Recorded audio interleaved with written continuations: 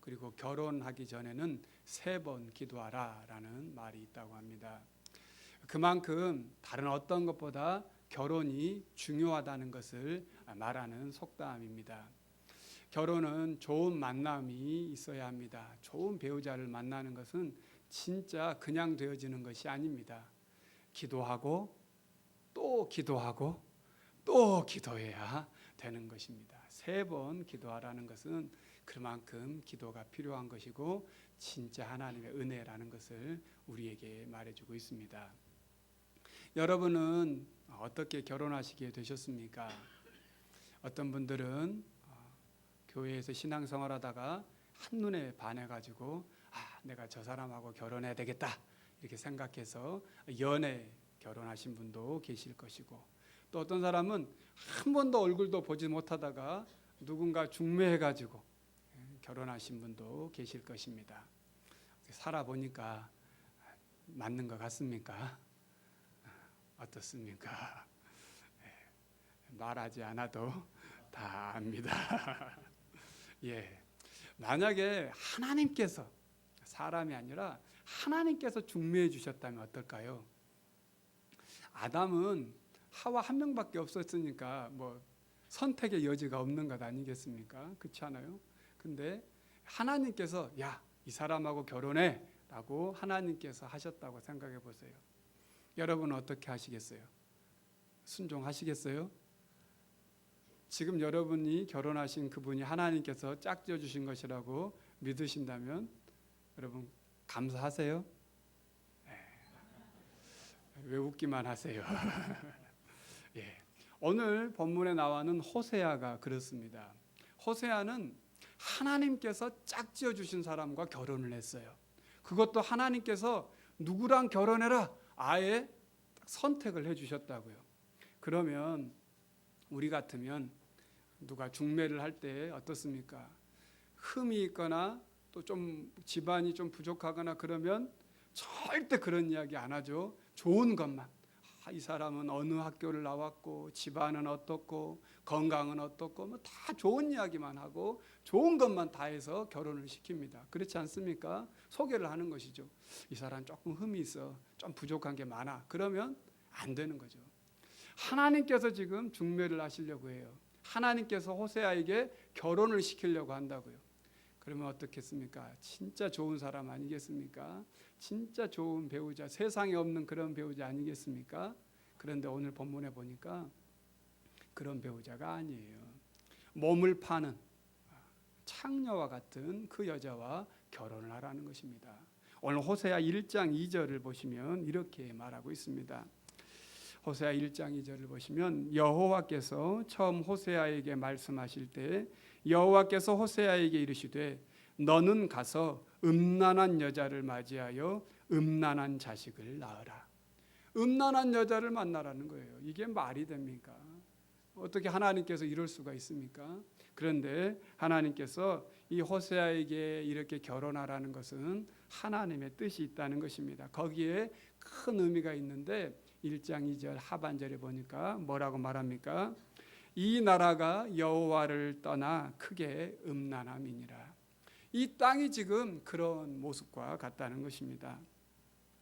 호세아는 주전 8세기에 활동하였던 선지자입니다.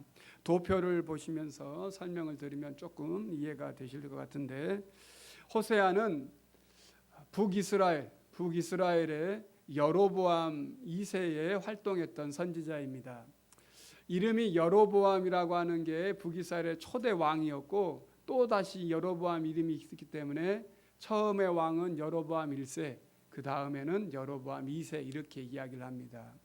그런데 주전 8세기에 호세아와 함께 활동했던 선지자가 누구냐면 아모스 그리고 요나라는 선지자이고, 또 남쪽 유다에서 활동했던 선지자가 누구냐면 이사야와 미가라고 하는 선지자입니다. 호세아는 여로보암 2세부터 시작해서 북이스라엘의 마지막 왕인 호세아 왕까지 약 40년 동안 활동했던 선지자라고 알고 있습니다. 호세아라는 이름은 구원이라는 뜻인데 호세아라고 하는 이름과 똑같은 이름이 여호수아라는 이름이에요. 그리고 여기 나와 있는 것처럼 북이스라엘의 마지막 왕의 이름도 호세아라고 해서 성경에는 이렇게 호세아라는 이름이 많이 나와 있습니다. 여로보암 2세가 통치하는 이 하반기 때에 이 당시에 북이스라엘은 그 다음 지도를 보여주시면 신흥 아수르가 세상을 정복하고 있는 상황에서 북이스라엘은 그 위에 있는 아람이 계속해서 공격을 해서 큰 어려움을 겪고 있었어요. 그런데 아수르가 큰 힘을 발휘해서 나라를 더 확장시켜 나가려고 하자 이 아람과 아수르가 전쟁 가운데 있는 것입니다. 그러니까 상대적으로 북이스라엘은 아람의 이 전쟁 상황에서 없어지니까 경제적으로도 전쟁이 없으니까 더 풍요로워지고 또한 아람이 아수르와 싸우는 동안에 빼앗겼던 북쪽 지역을 빼앗게 되고 그리고 무역을 통하여서 경제가 아주 활발하게 되었습니다. 하지만 그들이 그렇게 번성하면 번성할수록 하나님 보시기에 영적으로는 더 피폐하고 더 음란한 생활을 하게 되었습니다. 호세아 4장 7절에 보면 이러한 이스라엘의 모습을 이렇게 표현하고 있어요. 그들은 번성할수록 내게 범죄하니 내가 그들의 영화를 변하여 욕이 되게 하리라. 하나님께서는 호세아가 음란한 고멜과의 결혼을 하나님과 이스라엘과의 결혼과의 관계로 영적인 상태로 표현하고 있습니다. 그 모습이 호세아 2장 19절에서 20절 말씀인데 내가 내게 장가들어, 여기서 내가라는 것은 하나님이고 내게는 이스라엘을 말하는 거예요. 하나님이 내게 장가들어 영원히 살되 공의와 정의와 은총과 긍휼히 여김으로 내게 장가들며 진실함으로 내게 장가들리니 내가 여호와를 알리라. 이렇게 말씀하고 있습니다. 호세아는 고멜과 결혼하여서 자식을 낳습니다. 그런데 그 자식의 이름도 다 의미가 있습니다. 첫 번째 낳은 자식이 누구냐면 이스리엘이라고 하는 자식이에요. 이 이스리엘이라고 하는 이름의 뜻이 무엇이냐면 끝이다라는 뜻이에요. 예후의 왕조가 끝나고 이제 백성들이 흩어질 것이다라는 뜻이 이스리엘이라는 말입니다. 두 번째는 딸을 낳습니다. 그래서 그 딸 이름이 로루하마입니다. 로루하마는 하나님께서 이스라엘 백성들의 죄를 긍휼히 여기지 않으신다라는 뜻이에요. 세 번째는 아들을 낳았어요. 그래서 아들의 이름이 뭐냐면 로암미입니다. 이 로암미라고 하는 이름은 내 백성이 아니다라는 뜻이에요. 이러한 호세아의 아내인 고멜은 호세아와 함께 살면서 3명의 자식을 낳고 행복하게 살면 참 좋을 텐데 또다시 과거에 자신이 몸을 파는 그러한 행동으로 남편을 배신하고 자식을 배반하고 다른 남자를 쫓아 떠나가 버렸습니다. 그런데 오늘 하나님께서는 호세아 3장 1절에서 이런 여자, 자식을 3명이나 낳고 떠나버리고 또 다른 남자와 지금 살고 있는 그 여자를 다시 데리고 오라는 것입니다. 오늘 3장 1절의 모습이 바로 그 모습입니다. 우리 3장 1절 모습을 다시 한번 같이 읽어보겠습니다. 여호와께서 내게 이르시되 이스라엘 자손이 다른 신을 섬기고 건포도 과자를 즐길지라도 여호와가 그들을 사랑하나니 너는 또 가서 타인의 사랑을 받아 음녀가 된 그 여자를 사랑하라 하시기로. 이 본문 말씀을 유진 피터슨 목사님이 쓰신 메시지 성경으로 다시 한번 읽어드리면 훨씬 더 이해가 쉽습니다. 제가 한번 읽어보겠습니다. 처음부터 다시 시작하여라. 내 아내를 다시 사랑하여라. 지금도 최근에 사귄 남자와 침대에 누워있는 내 아내, 너를 속이는 내 아내를 말이다. 하나님은 내가 이스라엘 백성을 사랑하듯 그녀를 사랑하여라. 마음 내키는 대로 온갖 신들과 놀아나는 그들을 내가 여전히 사랑하듯 말이다. 당시 북이스라엘은 장차 있게 될 이 아수르에 의해서 나라가 멸망하게 되는 이 먹구름은 보지 못하고 지금 당장 아람으로부터 조금 자유로운 그러한 반짝이는 햇볕을 보면서 너나 할 것 없이 세속적인 욕망을 채우는 데 급급하였습니다. 왕실은 서로 자신이 왕이 되었다고 모반과 찬탈을 일삼고 권력을 서로 차지하려고 혈안이 되어 있었습니다. 국가적 위기 속에서 하나님께 온전히 나아갈 생각은 하지 않고 당시의 세계 양강 구도였던 아수르와 애굽을 서로 의지하면서 조공을 들이며 오고 가면서 인본주의적인 술책을 하고 있었습니다. 또한 귀족들은 자신의 힘을 이용하여서 타인의 인권을 유린하며 재물을 축적하는데 온갖 탐욕에 눈이 멀어 있었습니다. 권력으로부터 멀어져 있었던 백성들도 예외는 아니었습니다. 백성들은 너나 할 것 없이 일신의 안일만을 추구하며 기복적인 맹신을 빠져서 가나안 땅에 뿌리 박혀 있는 이 바알신, 물질의 신에 섬기고 심지어 주변의 우상을 섬기고 또 있었습니다. 하나님의 거룩한 이름은 헌신짝처럼 내팽개져 버렸고 심지어 또한 하나님은 자기들이 섬기는 수많은 우상의 한 신으로 전락해 버렸습니다. 거기에 선지자와 종교 지도자들은 자신들의 본분을 망각한 채 하나님의 말씀을 교묘히 왜곡하고 또 백성들의 잘못을 말씀으로 눈감아주면서 자신들이 사회적 혜택을 누리고 유익을 추구하고 있었습니다. 이러한 혼란한 상황, 혼탁한 상황 속에서 하나님께서는 다시 이스라엘을 구원하고자 오늘 호세아에게 고멜을 다시 데려오라라고 말씀하고 있습니다. 본문 2절에 보면 이 호세아가 고멜을 데리고 오는데 은 15개와 보리 한 호멜 반을 가지고 사왔다라고 기록하고 있습니다. 오늘 우리는 이 말씀에 집중해 볼 필요가 있습니다. 흔히 이 금액은 출애굽기 21장 32절에 나와 있는 것처럼 당시의 노예를 사오는 품값이다라고 말합니다. 당시 노예는 은 30이라고 했습니다. 은 30세겔로 노예를 사오는 것입니다. 사람을 사오는 값이라는 것입니다. 그래서 학자들은 보리 한 호멜 반도 아마 이것을 돈으로 계산하면 은 15세겔 정도 될 것이다. 그러니까 은 15개와 보리 한 호멜 반을 둘을 합치면 30세겔, 30개 정도 되니까 고멜을 사오는 값이었을 것이다 라고 해석을 합니다. 호멜이라고 하는 이 말은 본래 나귀라는 뜻이에요. 근데 나귀라고 하는 이 뜻을 중량을 재는 단위를 쓰는데 나귀 한 마리가 무게를 져야 되지 않겠습니까? 그래서 그 나귀가 무게를 잴 수 있는 그 무게 한 마리가 얼마만큼 져야 그가 안 쓰러지고 계속 갈 수 있겠어요. 그것을 호멜이라고 하는데 이것을 따져보니까 약 230리터 230kg 정도 나귀가 매면 갈 수 있다는 거예요. 그래서 그걸 한 호멜로 친다는 것입니다. 그러니까 오늘 성경에 한 호멜 반이라고 하면 얼마만큼 되겠어요? 345리터 정도 되겠습니다. 당시 노동자 한 사람의 품값이 한 세겔, 은 하나라고 한다면 30개, 은 30세겔이라고 하면 30일 동안 일해서 한 푼도 안 쓰고 버는 돈이기에 작지 않은 큰 돈이라고 할 수 있습니다.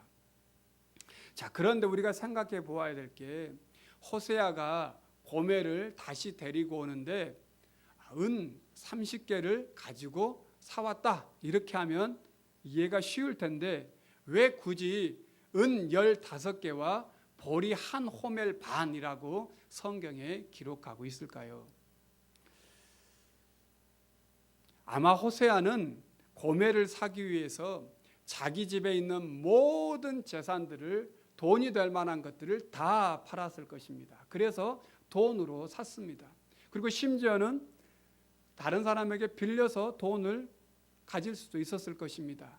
그리고 이제 그렇게 해도 돈이 안 되니까 자기가 지금 쌓아놓고 먹어야 되는 양식까지 다 들고 가서 고멜을 사고 있는 포주에게 내가 지금 가지고 있는 것이 이거밖에 없습니다. 이것이 저의 전부입니다. 은 15개, 제 양식, 이 보리 한 호멜반 다입니다. 이거 다 드릴 테니까 제발 저 고매를 저에게 주십시오. 이제 전부 옵니다 라고 이야기한 것입니다. 그러니까 이 은 15개와 보리 한 호멜반은 호세아가 당시 가지고 있었던 모든 재산을 의미합니다. 오늘 본문 2절 하반전에 그를 사고라고 하는 이 사다라는 말을 히브리어로 카라라고 하는데, 이 말은 흥정하다라는 뜻이 또 있어요. 그러니까 단순히 자, 이 값은 이 값으로 칩니다라고 하는 게 아니라 내가 은 15개와 보리 한 호멜반 이 전부를 다 드릴 테니까 저 고매를 주십시오라고 흥정한 거예요. 흥정해서. 그래서 겨우겨우 사온 것입니다. 사실 이 은 15개와 보리 한 호멜반 그냥 지나쳐 버릴 수도 있는 말이지만, 이것을 잘 생각해 보면 고매를 사오기 위해서 그냥 사온 게 아니라 자기의 모든 것을 다 드렸다라고 하는 것을 우리가 이해하면 이것이 그냥 쉬운 일이 아니라는 것을 알 수 있습니다. 사실 성경에는 음행은 매우 큰 죄입니다. 하나님께서 맺어주신 부부간의 관계는 그 어떤 것으로도 깨뜨릴 수 없다라고 성경은 말하고 있어요. 그러면서 딱 한 가지, 음행한 연고 외에는 깨뜨릴 수 없다라고 말해서 이 음행은 부부간의 관계도 깨뜨릴 수 있다라고 하는 거예요. 그래서 마태복음 19장 9절에 보면 내가 너희에게 말하노니 누구든지 음행한 이유 외에 아내를 버리고 다른 데 장가드는 자는 간음함이니라 라고 말하고 있습니다. 그러니까 음행했다 그러면 그 사람하고 이혼해도 괜찮아요. 성경의 율법에는 문제가 없는 거예요. 그런데 오늘 이 음란한 이 호세아가 방탕한 고매를 다시 데리고 오라고 하는 것은 이 율법을 뛰어넘는 하나님의 사랑을 보여주고 있는 것입니다. 율법으로는 이혼해도 괜찮아요. 하지만 그 더러운 여자, 몸을 파는 여자를 다시 데리고 오라고 하는 것은 율법을 뛰어넘는 하나님의 사랑의 법이라는 것입니다. 예수님께서 십자가에 달려 돌아가실 때에 가룟 유다는 예수님을 팔았습니다. 그 팔았던 값이 마태복음 26장 15절에 보니까 은 30세겔이다 라고 말하고 있습니다. 호세아는 음란한 아내 고매를 자신의 아내가 될 자격도 없는 아내를 아내로 삼았습니다. 그런데 그 여인이 다시 옛 음란한 여자로 돌아갔지만 다시 자신의 전 재산을 다 들여서 그 고매를 사온 것입니다. 그렇게 하지 않아도 됩니다. 그렇게 하지 않는다고 해서 율법에 거스리는 것은 없습니다. 하지만 호세아가 이런 자격 없는 여인을 다시 아내로 맞이한 것처럼 하나님께서 우리를 사랑하시는 그 사랑으로 우리를 부르고 계시다는 것을 보여주고 있는 것입니다. 왜냐하면 하나님의 사랑은 끝이 없기 때문입니다. 이 하나님의 놀랍고 신실한 사랑을 호세아 11장 8절에서 9절에는 이렇게 호세아는 백성들에게 외치고 있습니다. 호세아 11장 8절에서 9절 말씀을 제가 한번 읽어보겠습니다. 에브라임이여 내가 어찌 너를 놓겠느냐, 이스라엘이여 내가 어찌 너를 버리겠느냐, 내가 어찌 너를 아드마같이 놓겠느냐, 어찌 너를 스보임같이 두겠느냐, 내 마음이 내 속에서 돌이키어 나의 긍휼이 온전히 불붙듯 하도다. 내가 나의 맹렬한 진노를 나타내지 아니하며 내가 다시는 에브라임을 멸하지 아니하리니 이는 내가 하나님이요 사람이 아님이라. 내 가운데 있는 거룩한 이니 진노하심으로 내게 임하지 아니하리라. 이게 하나님께서 이스라엘을 향한 마음입니다. 여기에 에브라임과 이스라엘은 북이스라엘을 말하는 것이고, 아드마와 스보임은 당시 소돔 옆에 있는 함께 멸망해버렸던 그러한 도시 이름을 말합니다. 하나님의 이 놀라운 사랑, 죄에 팔린 우리를 자신의 십자가의 죄값으로 넘겨주시고 우리를 살려주신 예수 그리스도의 과분한 사랑이 우리를 하나님의 자녀 되게 하여 주셨습니다. 그러면서 오늘 본문 3절에서는 우리에게 또 이렇게 호세아는 말하고 있습니다. 우리 3절 말씀을 다시 한번 읽어보겠습니다. 그에게 이르기를 너는 많은 날 동안 나와 함께 지내고 음행하지 말며 다른 남자를 따르지 말라. 나도 내게 그리하리라 하였노라. 아멘. 비록 고멜이 다른 남자와 몸을 섞고 그런 불결한 여자가 되었지만 이제 다시 내가 너를 돈을 주고 사왔으니 이제는 다른 남자와 몸을 섞지 말라. 나도 이제 너에게 일정 기간 금욕적인 생활을 할 것이다 라고 하는 말은 이제 부부로서 다시 시작하자는 것입니다. 다시 온전히 나만 바라보고 나도 너만 바라보겠다라고 하는 게 오늘 3절에 나와 있는 말씀입니다. 오늘 우리는 이 호세아의 모습을 통하여서 하나님의 모습을 볼 수 있어야 하겠습니다. 끝까지 포기하지 아니하시는 이 하나님의 사랑이 오늘 우리를 이 자리에 있게 한 것입니다. 4세기에 활동한 한 늙은 수도사에게 한 군인이 이렇게 질문했다고 합니다. 하나님이 정말 죄인을 용서하실까요? 이 늙은 수도사는 그 군인에게 한참 동안 용서에 대해서 이야기를 하다가 젊은이에게 이렇게 되물었다고 합니다. 자네는 외투가 찢어지면 그 외투가 찢어졌다고 그 외투를 그냥 버리는가? 아닙니다. 제가 그 외투가 찢어지면 찢어진 곳을 다시 꿰맵니다. 마찬가지라네. 하나님께서도 죄인인 당신이 비록 죄를 범하였다 할지라도 하나님께서는 끝까지 너를 아끼시고 너를 다시 찾으시는 분이라네 라고 말했다고 합니다. 그렇습니다.